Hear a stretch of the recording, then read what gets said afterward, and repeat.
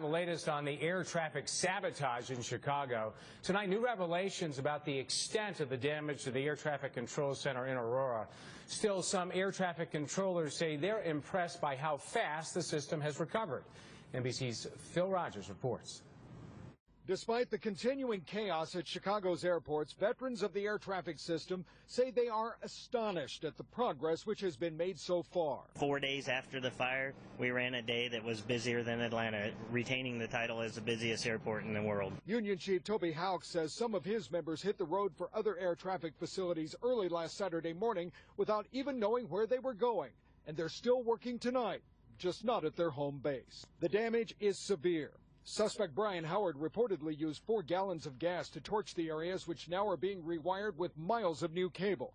But after today's tour, Chicago's lawmakers focused on the ability of the nation's air traffic system at large, which they all agreed is underfunded. We should never have to live with this sort of single-point vulnerability in our system. Asked about contingencies, the FAA administrator offered only that the system is working toward a more dynamic future through a system known as NextGen, the full realization of which is still years away.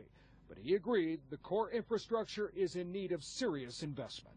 The current backup plan for the agency is to get everyone on the ground safe and get them to their destination safe. It has never been that every airline would run 100% of their operations within 5 minutes of a catastrophic event. Senator Mark Kirk bristled at that. Even as efforts are made to put Chicago Center back online, he contends facilities like these should have full-time backup capability, similar to that practiced by the Department of Defense. I would say right now the Congress should be really interested in funding warm backups for the FAA. Whatever the cost, this is tedious work. The round-the-clock repairs continue tonight, and authorities say they are still looking at a target date of October 13th to put this facility back online.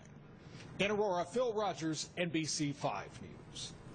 And another tough day of delays and cancellations at O'Hare Airport a week after that fire. 260 flights were canceled at O'Hare. Midway only had a few. Now, since the fire, roughly 5,000 flights have been canceled at both airports. A store break-in on the Gold